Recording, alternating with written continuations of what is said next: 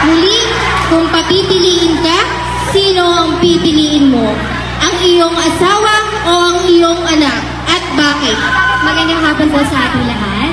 So para po sa akin, or technically, alam ko po na ang lahat ng nandirito, or karamihan ng nandirito, ang pipiliin nila ay ang kanilang mga anak. Tama po ba? Pero ako po'y hindi. Ang pipiliin ko po ay ang aking asawa. Bakit po? Bago po ako naging ina, ako po muna ay naging asawa.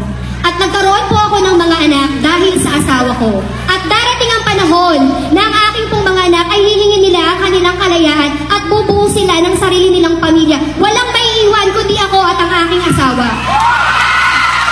At sa punto po iyon, mapapatunayan ko sa aking asawa na totoo lahat ang ipinangako ko sa altar nung kinasal kami.